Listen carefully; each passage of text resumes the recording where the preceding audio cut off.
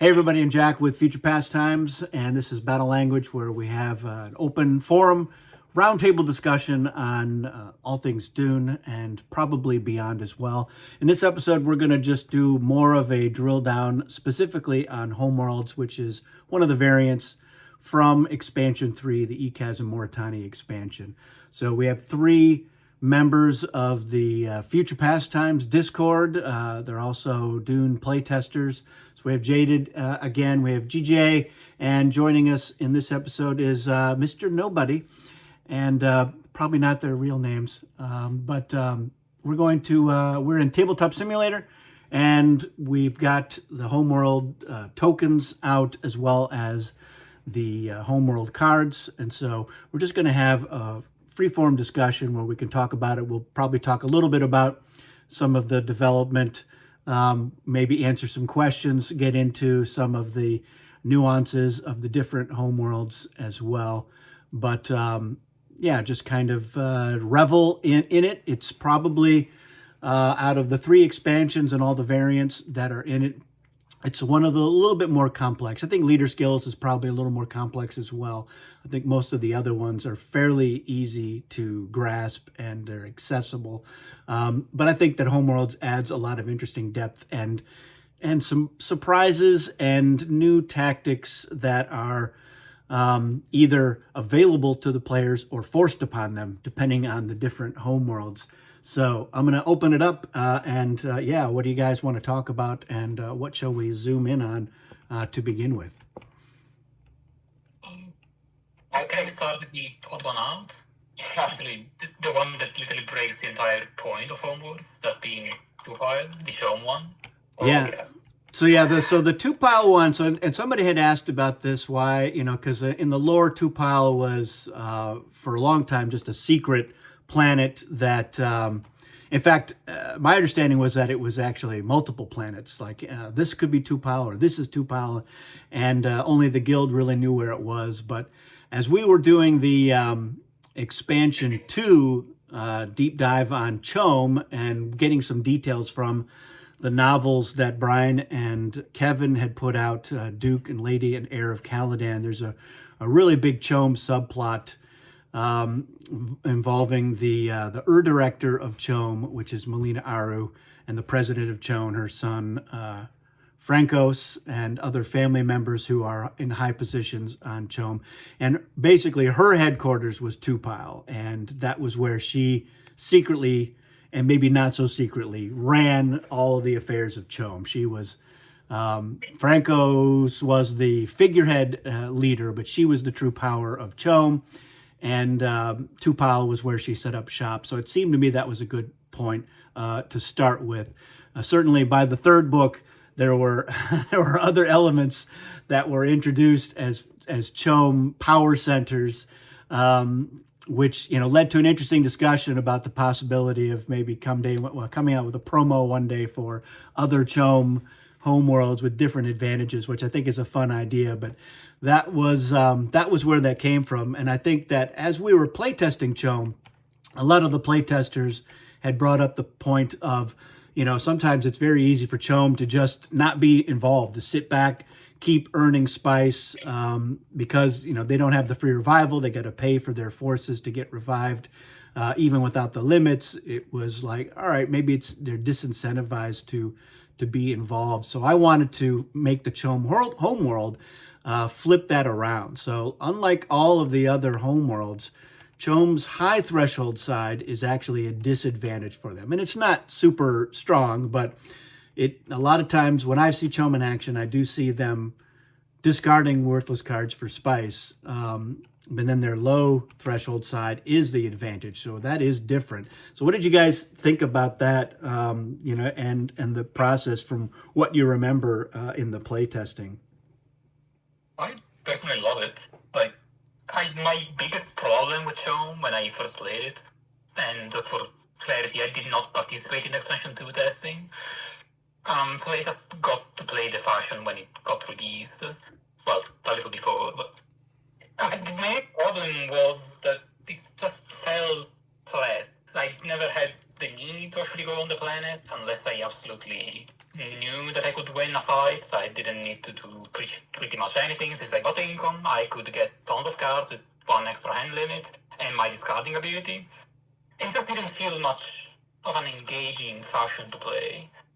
And this just made it actually fun to try and actively go for that low threshold, which also puts you in such a weird position because you don't really want to go too low either, because your occupy advantage is actually pretty good.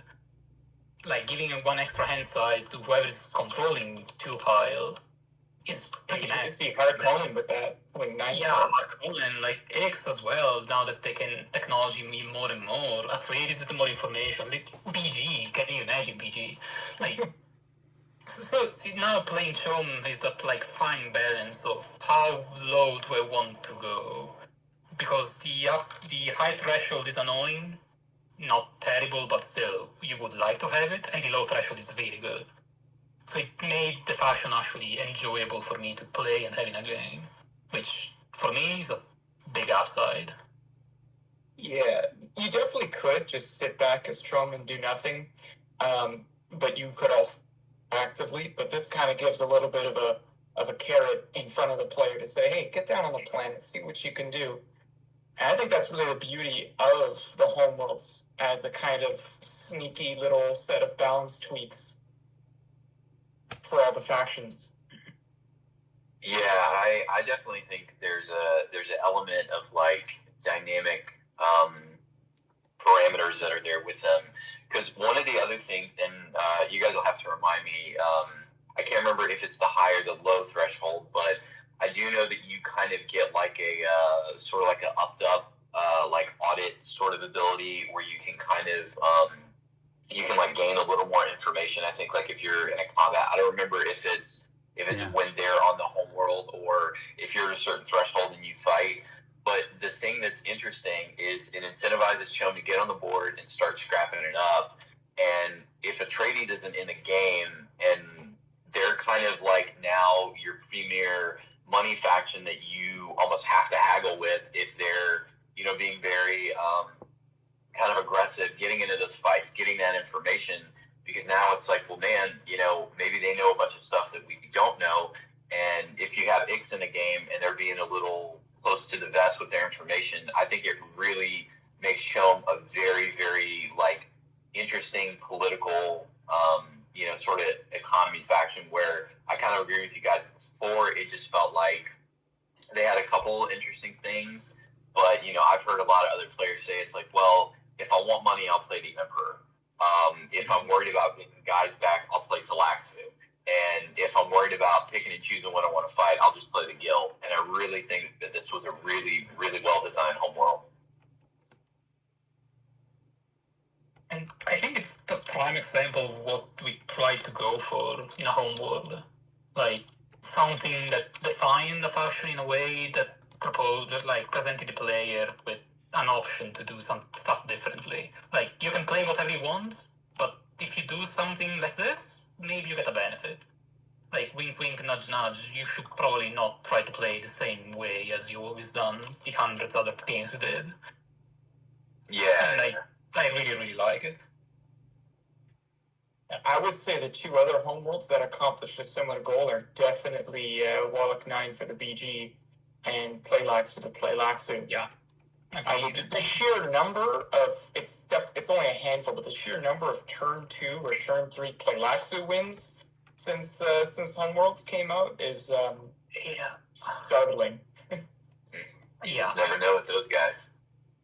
Yeah, to Tleilax really, I mean, I think both of these homeworlds, they really encourage players to play these factions differently than they probably typically do.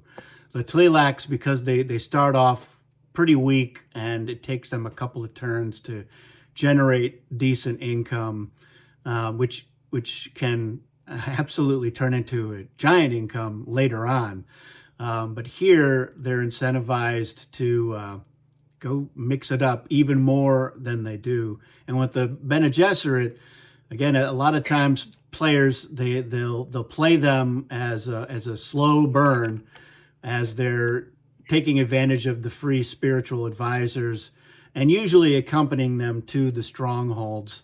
When I find them, I'm too tempted to just be spread out, and I just don't find it that having spiritual advisors in all 5 strongholds or more in some games, I can never really turn that to my advantage, because I'm like, oh, I've got 2 here or 3 there, and I'm really looking to bring in more forces, which is tricky to do sometimes with the Bene Gesserit. So I find that being able to stockpile them in the polar sink, where they can get to, with Ornithopters, they can get to 4 out of the 5 of those strongholds. But this has definitely been, I think, the most controversial of the Homeworlds, with maybe the Emperor being a close second, just because they're split up.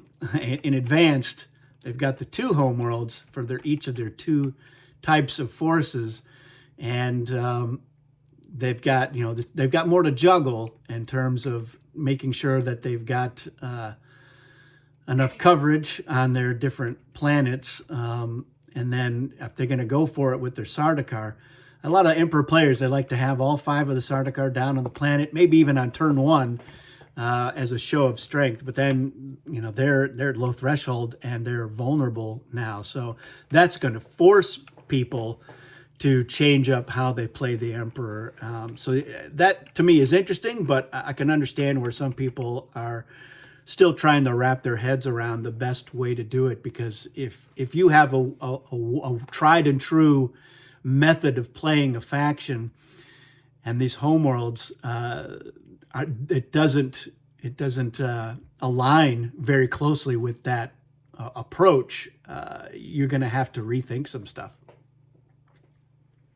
And I think that's... Yeah, go ahead.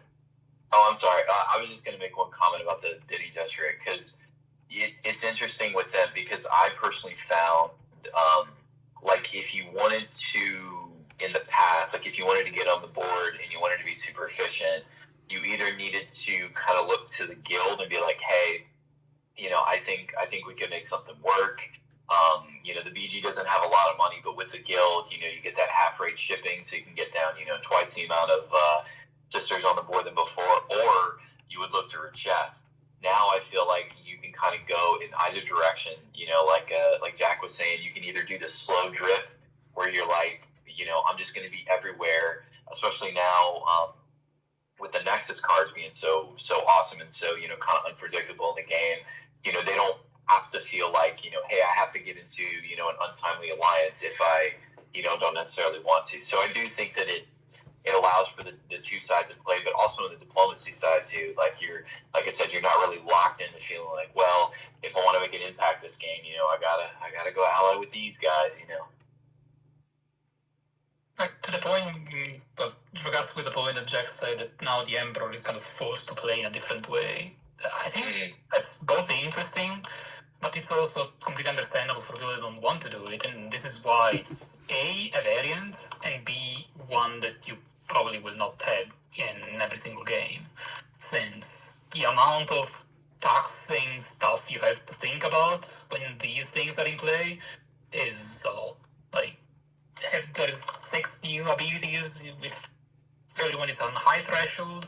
There's 12 in total if you don't count the occupation things. 13 technically. 13 technically with the Emperor Advanced, true. It's just a lot of stuff you have to think about, and I totally understand that people don't want to change how they play, especially some factions, but I honestly feel they should at least give it a try once or twice, just because they are so incredibly interesting and open up so many things. Like, we mentioned cliches with regards of how BG can get to the planet cheaply, and their homeworld is, well, it used to be not like this. It used to be worded slightly differently, and it was broken as hell. We thankfully changed it, and now it's just really cool that you can do both a normal shipment and a no-field shipment at the same time. So normally a no-field has a maximum value of 5. Now you can go much higher if you just want to really lock down a stronghold or just bait people with a no field and one single troop. Since a 6 troop force can quite well defend a single stronghold for a decent amount of time in a normal game. Yeah, you're basically and getting. It's funny because that's an ability that I've seen a couple people say they wish that Richesse could, ship forces along with their no fields, and now you can if you play with Homeworlds.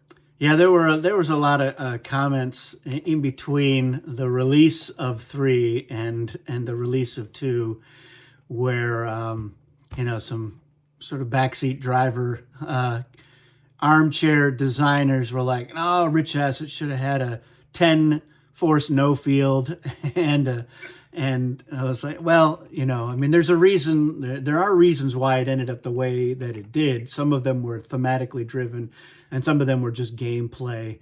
But it was a good way to say, all right, we're going to add something to Richesse that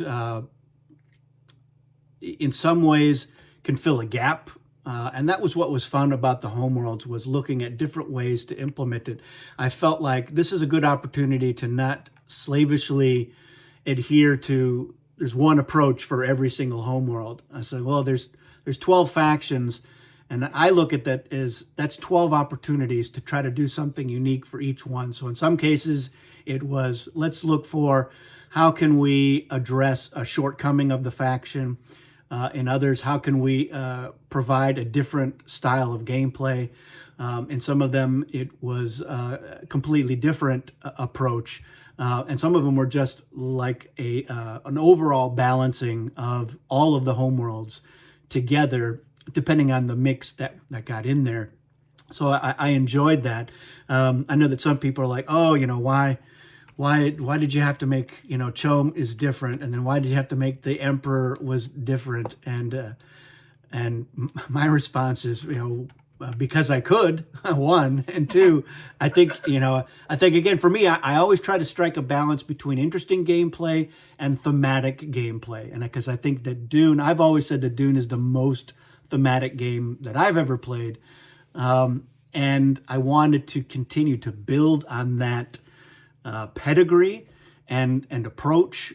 And so that's one of the reasons why I do value those extended universe books. It's just because it gives us some details and it gives us some more background.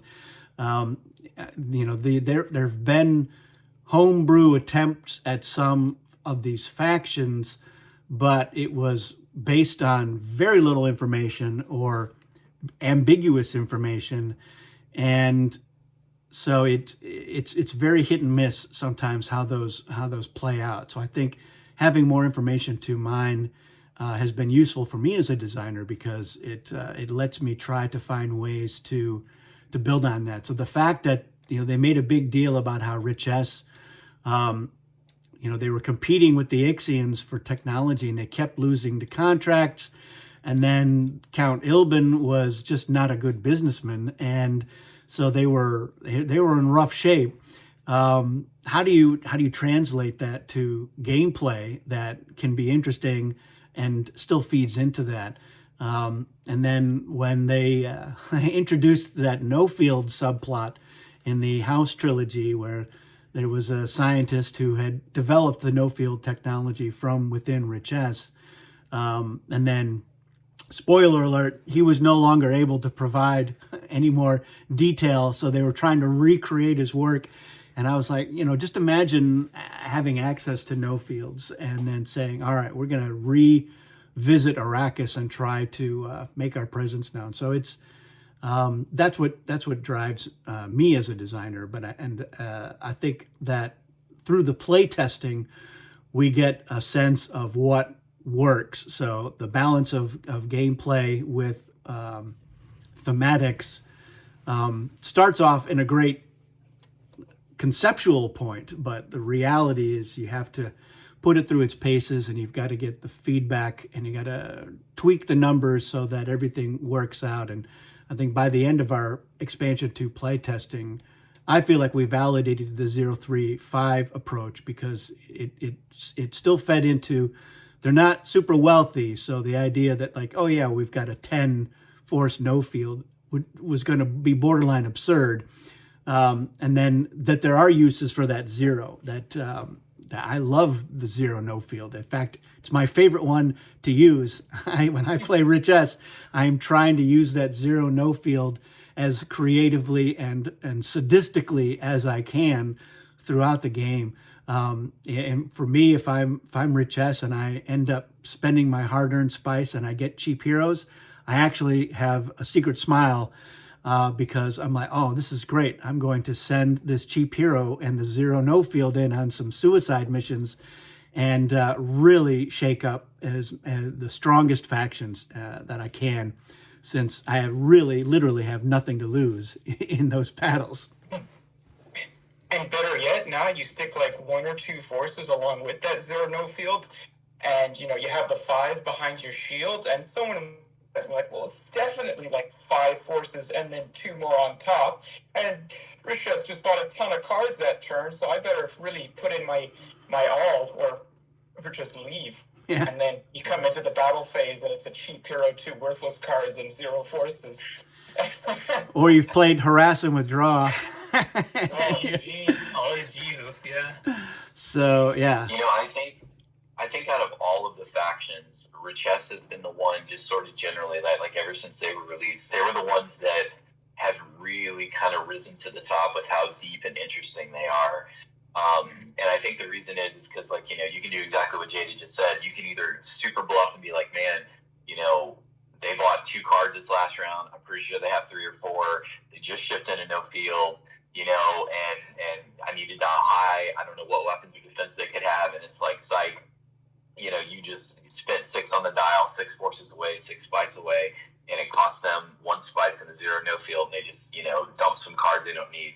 Or they could play the black market game where it's like, they could get these cards in their hands and then slowly kind of sell everything back, which is really cool. And it kind of always comes back to whether or not the Atreides are in the game, or more specifically, the type of Atreides player that you have in the game. And I actually find that either when you have a closed-list Atreides or no Atreides, when you're playing with Richaz or when you're playing with the Ix or any of those guys, it really makes the bidding round very, very exciting. And very surely, he wouldn't put a poison weapon out there.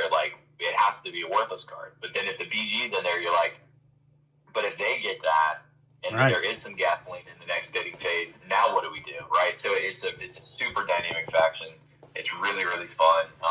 And their Homeworld, I think, was really cool because it does kind of shore up the one thing that I found in my playing with Richaz early, which was I was really relying on the no fields too much, because early in the game you don't really have that much spice, and it's like you had said in your video, Shaq, you really have to kind of pick and choose which cards you want to sell, kind of read the table. But sometimes the bidding round, it's you only get a couple spice, and you're like, yeah, but I need to get on the board to go collect spice. And what I found is I was making the mistake of only using no fields to kind of get on the board. And I think that being able to overpay and send those extra troops, I think is a really, really nice touch. Because then now they definitely don't know how many you have there. It's well, you see the no field and a stack of 3. Is it just 3? Is it 6? Is it 8? What could it be? Yeah. I mean, I knew when we signed off on it and turned in all of the expansion 2 stuff, I knew that Richess it was risky to have this faction that, it revolves around this idea of you're struggling and you're poor and you're at a disadvantage, and everyone's going to be like, oh, Richess is awful. They're so weak and they're so terrible. But I was like, what I think really what it is a faction that you have to play it a few times to get a real sense of how you can leverage and how you can turn these lemons into lemonade. Because I had a few games, and different players react and respond differently, of course. So it's never going to be a universal approach. But I definitely had a few games where I really had everybody's number, and I knew what sorts of stuff I could do. I knew when it was time to do the silent auction, because somebody was going to pay an absurd amount of spice to make sure that they got it. When you reveal that spice, and you're looking around and everyone has 2 or 3 spice in their hand and one person has 8, and you're like, got you, and that is so satisfying for me. I'm like, yeah, I knew you were going to do it. And then they're like, oh, what am I thinking? Why am I spending 8 spice on an ornithopter? This is crazy. And so that sort of thing, just knowing that, and then, but then to be able to say, all right, no, this is not a time for that. I want to do the once around, and you got to be careful about which way you go, because you usually want the sugar daddy to be at the end. So they're like, all right, I can outbid everybody. But then the other question is, do you go first or you go last? Because a lot of times people they have more spice going into the bidding round. So maybe you're like, if I'm trying to get a lot of spice by selling something, I go first. But then you have to think about, well, maybe I want to buy this card. And so if I go last, everybody's going to be out of spice or their hands will be full. So then I can sell something really juicy. And so it's a faction for I think that you're going to have more success for Richess if you're a longer time Dune player. Like, you've got a lot of games under your belt. You understand a lot of the nuances of the factions inherently. And then you really have to not only read the table, but you've got to plan short-term and long-term when you're talking about not only the cards that you're selling and when and how, but leveraging those no fields. But I think with the Homeworld, I think makes the faction more accessible to newer players who haven't really figured out some of those edge cases and strategies that will work most of the time with most groups. So I like that, and it was nice to be able to, we opened up the expansion 2 material to our expansion 3 playtesters before it was published. So I was like, there's not going to be any changes. It's turned in. And because there were people who were like, oh, okay, is it too late to change this, to change that? I was like, yeah, it's too late. Yeah, I was one. Yeah, but it was good to be able to hear the stuff that the players were interested in as we were developing the Homeworlds, as well as the Nexus cards, to be able to say, all right, here's a way that we can still address that sort of thing. And bring in some of the wish lists for certain things that, like, oh, I sure wish that this faction could do that, or here's my biggest issue with faction X or Y.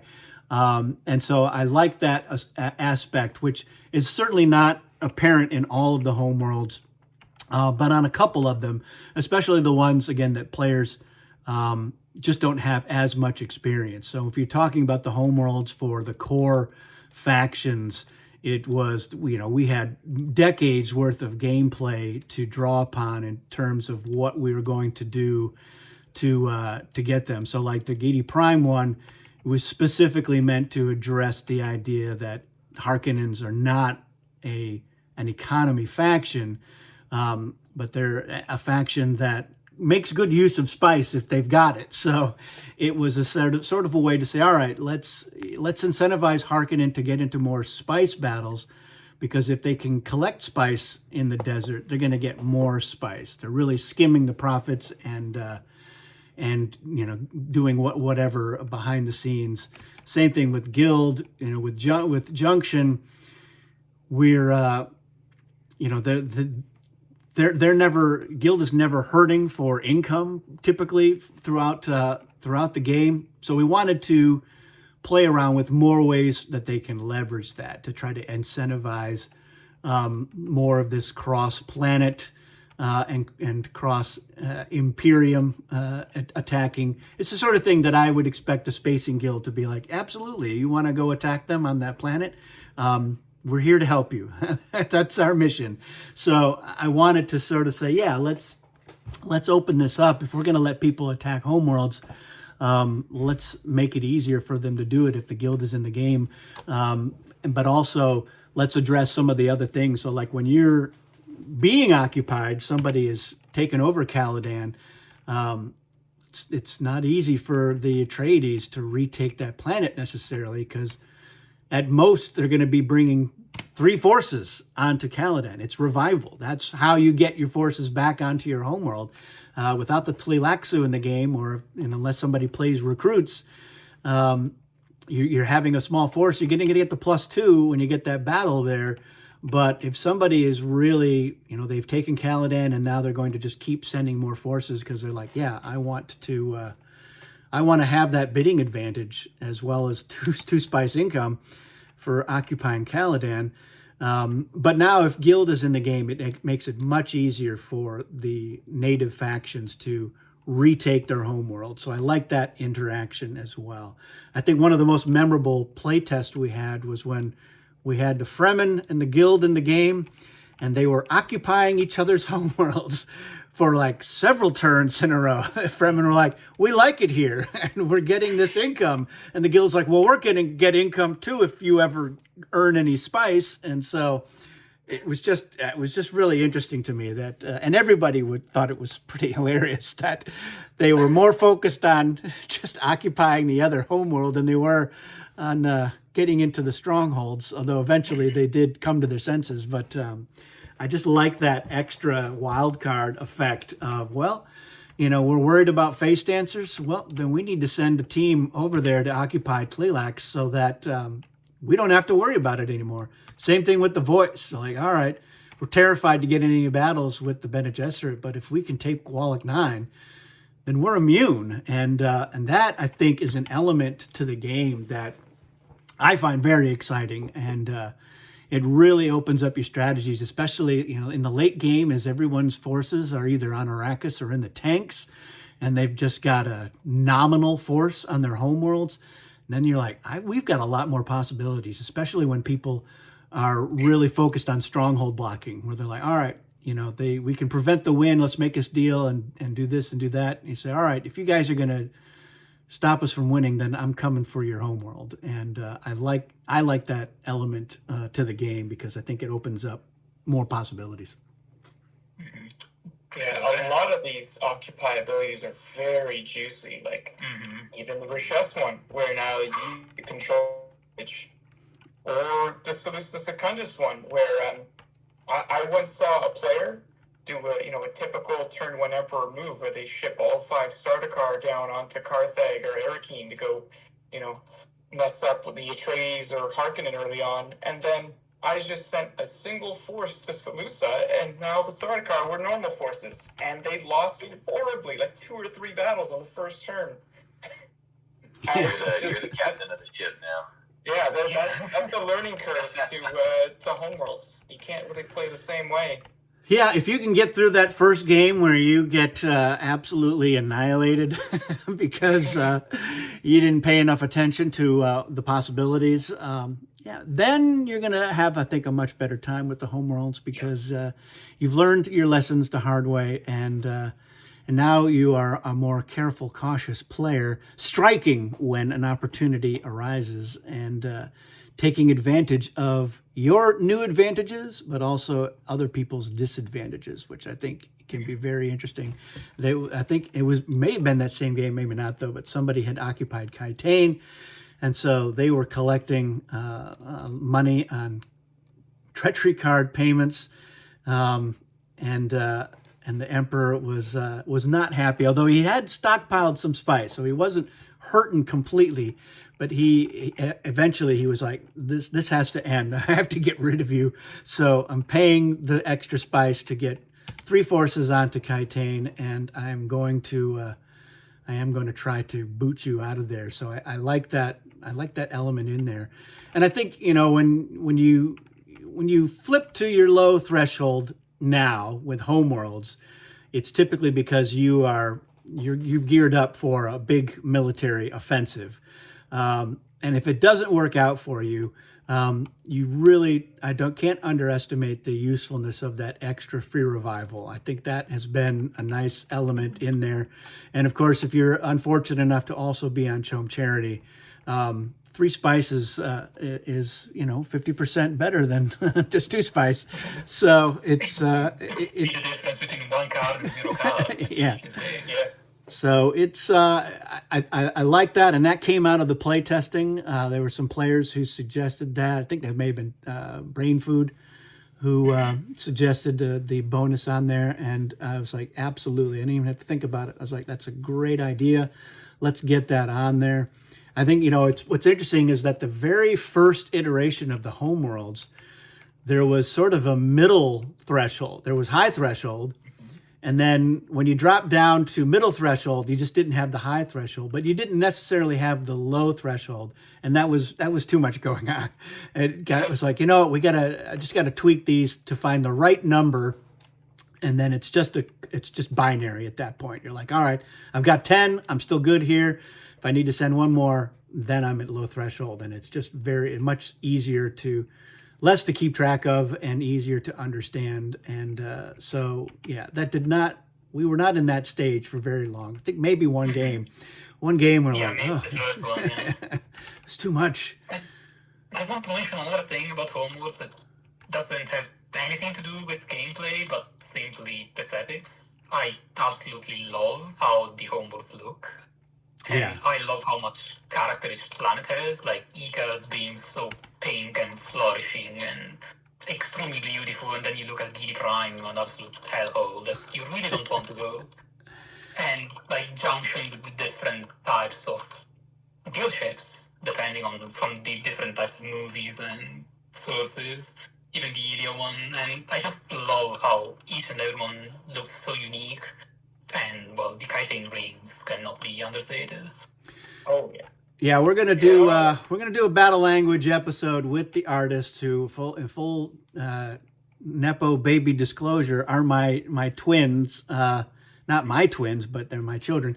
Solvi did she did all the treachery cards and the characters, and her twin brother Locken did all the planets. And it was funny. We started off with Caladan.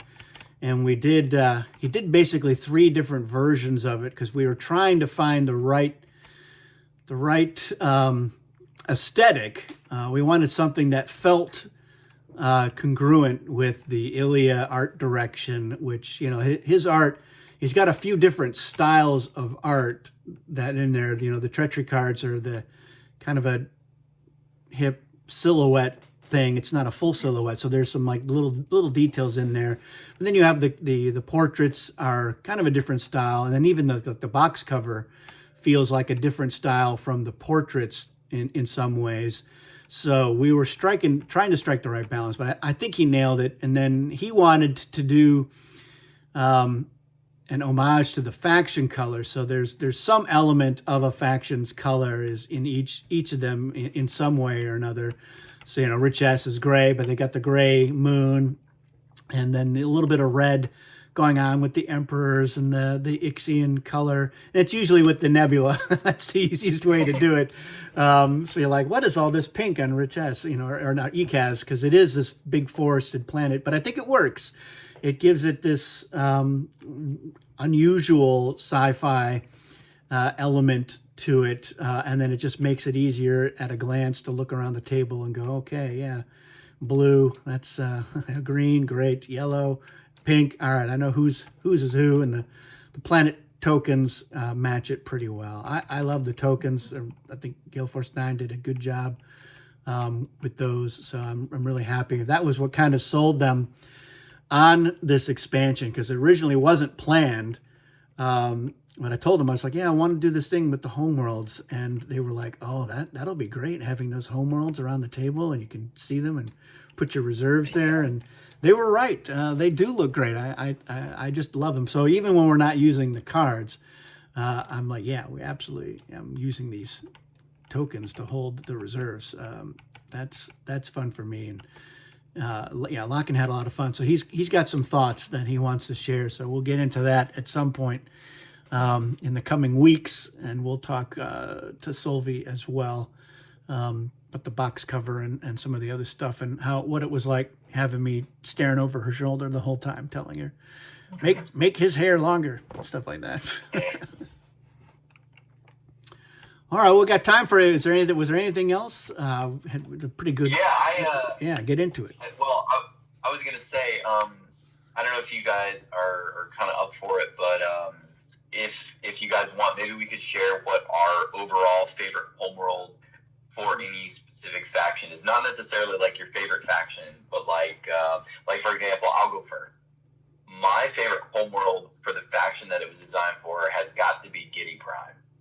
I I think that Giddy Prime is brilliantly designed because typically with the Harkonnen, in the first bidding phase, it's not uncommon for them to spend anywhere between like 5 to 7 spice, to try to get, that extra, 2 to 4 cards. And they're kind of left,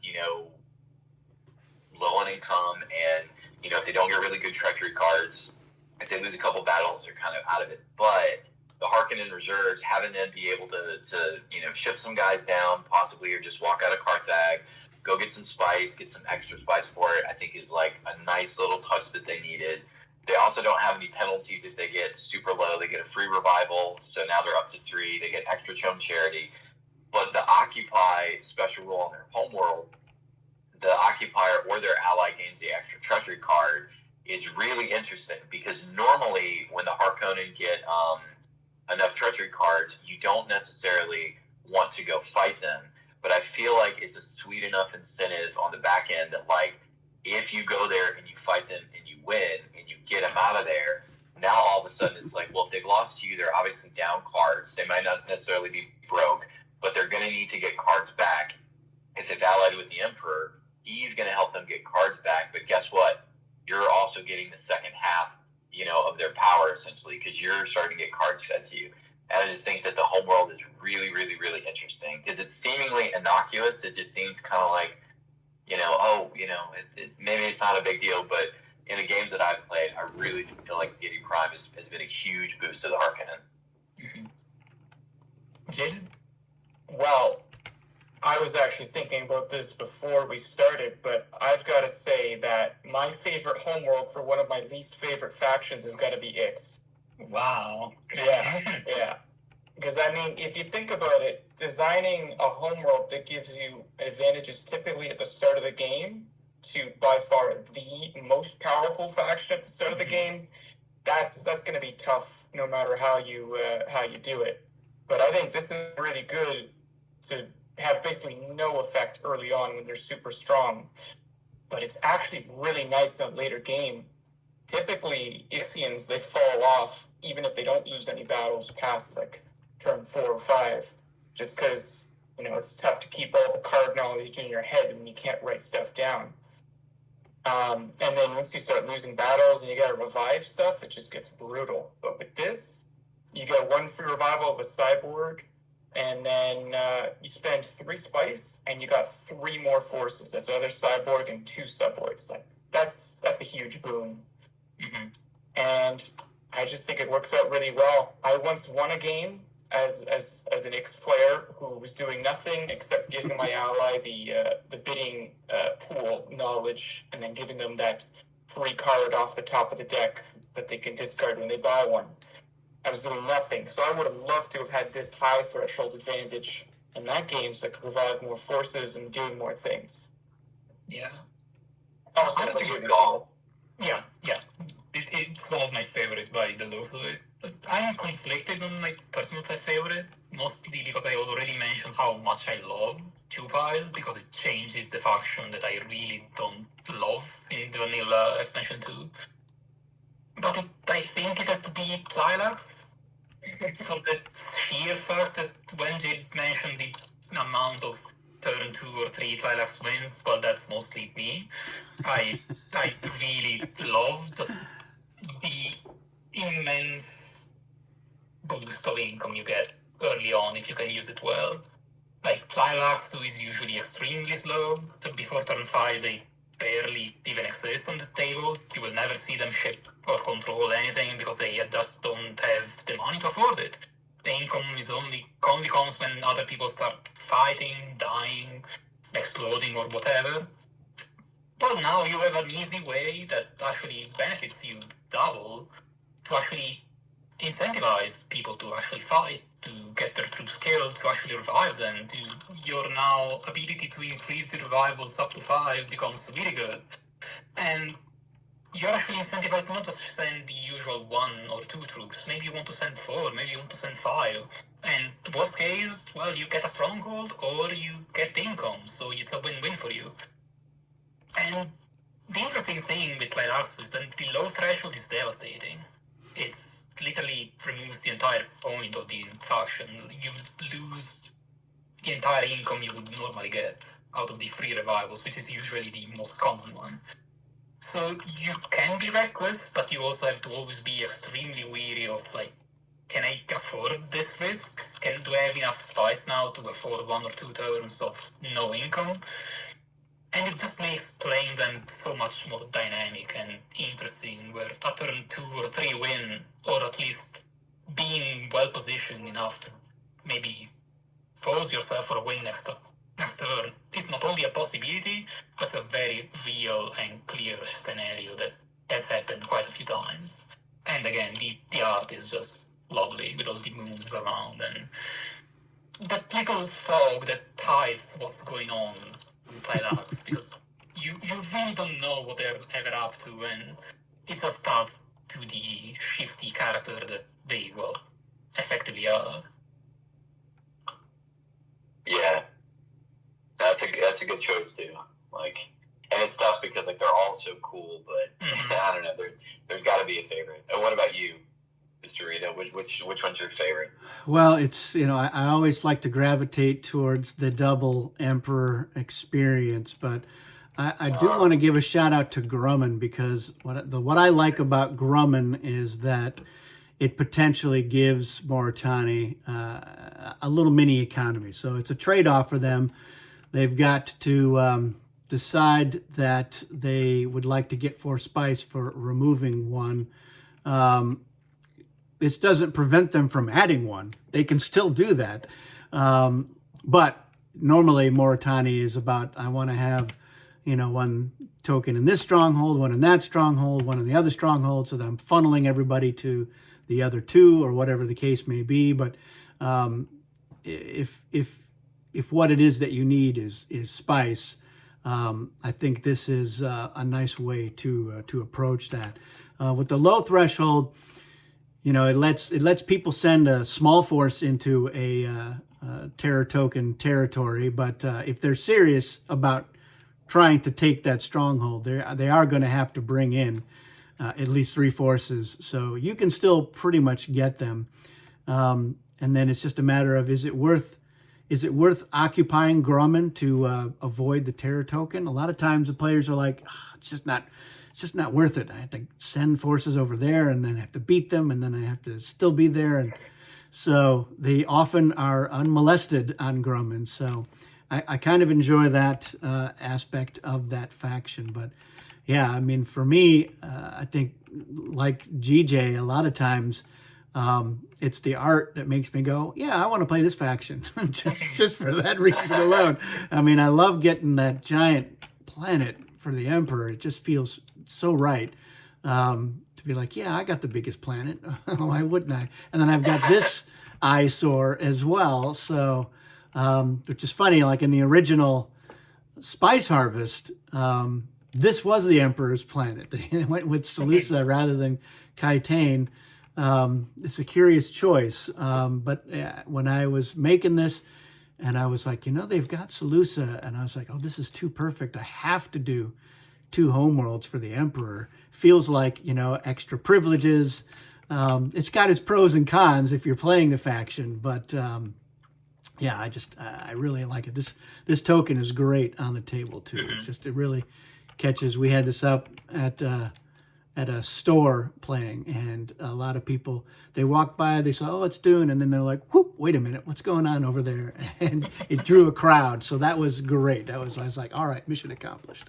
So yeah, I like it. If you're watching this video, let us know in the comments, which is your favorite homeworld, purely on its visuals, but then gameplay, especially if you've had a chance to actually play them, which ones interest you if you haven't. But yeah, let us know your thoughts on it.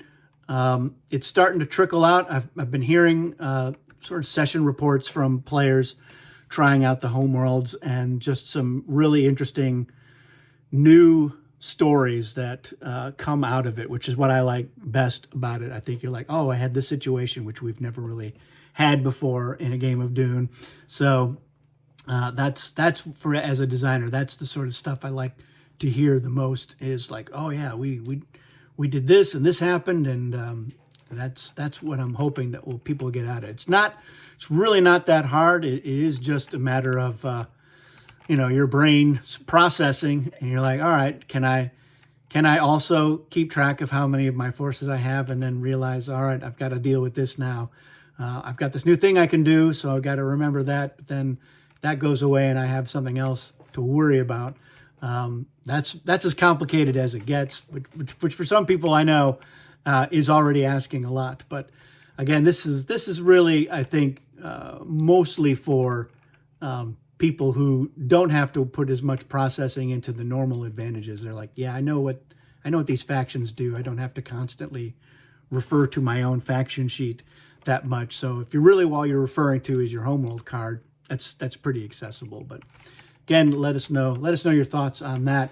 We're going to wrap it up here. I want to thank everybody for participating in our battle language discussion on Homeworlds today, and we're definitely going to do a lot more of these, unless everybody just absolutely hates it. Like, oh my God, 45 minutes on Homeworlds? Are you kidding me? But I could have probably talked for 3 hours on it, but I got other stuff I got to do. So I'm going to wrap it up here. Thanks, guys, and we'll see you again soon.